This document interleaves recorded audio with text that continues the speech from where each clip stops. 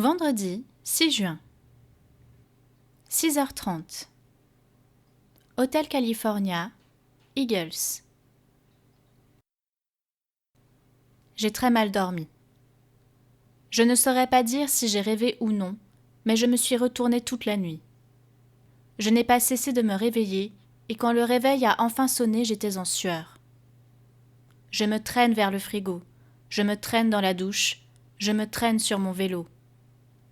Mes jambes me font mal, le ciel semble fatigué et le soleil ne se montre pas. Je cligne des yeux comme un hibou en entrant dans le secrétariat et réponds à peine au bonjour de mes collègues. Léonie est pour une fois arrivée avant moi, puisque je me suis de toute évidence transformée en limace durant la nuit. Elle marque ce triomphe en me sautant dessus et en me passant un collier autour du cou. Je me force à m'extasier devant l'étrange perle en bois peinte qui pend au bout d'une chaîne en argent. J'adresse mon plus beau sourire à Léonie et la félicite pour son travail d'orfèvre. Elle se rengorge et ajoute d'une voix mystérieuse : « C'est un porte-bonheur !» Mon sourire s'élargit et je me confonds en remerciements plus ou moins sincères. Je ne peux pas lui avouer que je suis relativement sceptique quant à la beauté du bijou. Mais en revanche, le geste me touche énormément. Aujourd'hui, c'est mon anniversaire, et elle le sait. Comme elle sait que je ne tiens pas à ce que les autres le sachent. Je n'aime pas fêter mon anniversaire. C'est comme ça. J'ai toujours considéré que ma naissance n'avait pas été une chose heureuse, malgré les protestations toutes maternelles de ma génitrice. Une nouvelle journée commence, et avant de mettre mon casque sur mes oreilles, je me dirige d'une molle démarche vers le local à imprimante afin de récupérer les éditions de la veille.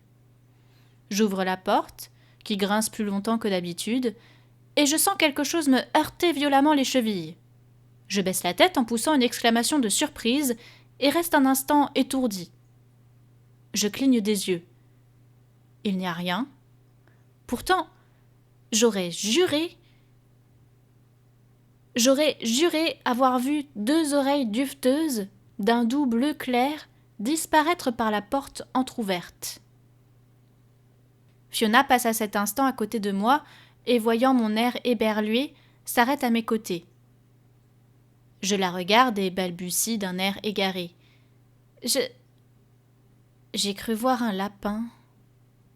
Fiona éclate de rire. « Ben alors, Alice, on a laissé sa tête dans son lit ce matin ?»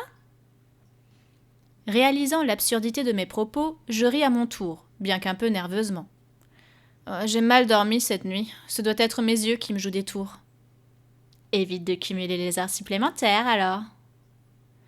Fiona s'éloigne, me laissant plantée devant mon imprimante.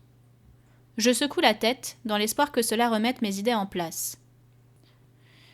J'étouffe un bâillement, récupère mon paquet de feuilles et retourne à ma place, chassant cet épisode absurde de mon esprit. J'ai à peine posé une fesse sur ma chaise que le téléphone sonne. Je me précipite sur mon casque, mais la sonnerie coupe aussitôt. Je ronchonne quelque chose à propos des journées de merde et des gens indécis, ce qui fait glousser Anna, et je commence à consulter les mails. Le téléphone sonne à nouveau pour s'arrêter immédiatement. Je le fixe d'un air mauvais. Le grand superviseur de l'univers a l'air d'avoir décidé de me faire tourner en bourrique aujourd'hui. Je commence à sortir mes bons de commande des classeurs, mais je ne me sens pas très bien. Quelque chose me gêne. Une sensation de malaise, comme si tout mon corps était tendu, sur le qui-vive. Au point que, quand Barbara me pose une main sur l'épaule pour me demander si j'ai pensé à faire le relevé de Terraria, je bondis littéralement de mon siège. Elle me regarde avec de grands yeux.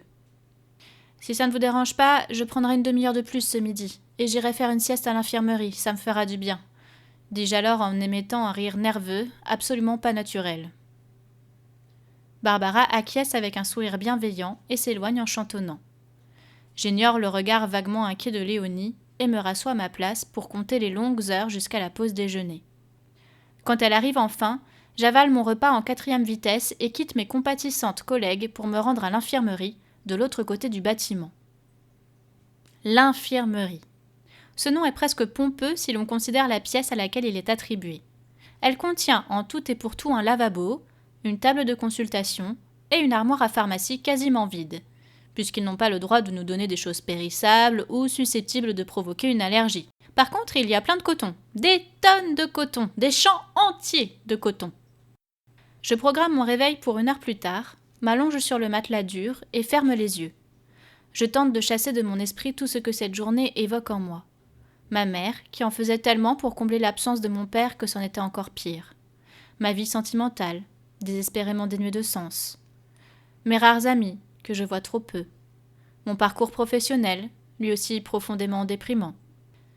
Mes rêves, qui se sont évanouis en même temps que mes illusions sur la vie d'adulte. Je résiste contre la vague de tristesse qui tente de m'engloutir et, inconsciemment, ma main vient serrer la petite bille en bois qui orne mon cou. Elle est tiède du contact avec ma peau et se love parfaitement dans ma paume. Je me laisse emporter par cette sensation et je finis par glisser dans le sommeil. Heureusement, aucun songe ne vient le hanter.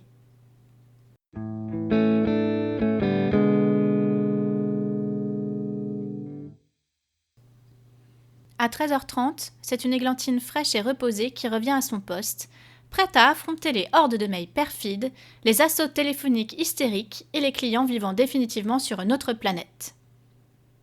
Devant mon écran trône un muffin au chocolat, offrande discrète venant à n'en pas douter d'Anna, la muffinovore du groupe. Cela termine de réveiller ma bonne humeur et je redeviens enfin moi-même. Même le téléphone, qui continue de s'obstiner à ne sonner qu'une fraction de seconde avant de se taire, ne m'énerve plus. Je trouve Maurice presque beau quand il passe dans un grincement caractéristique devant mon comptoir. Presque. C'est déjà mon anniversaire aujourd'hui. Que pourrait-il arriver de pire ?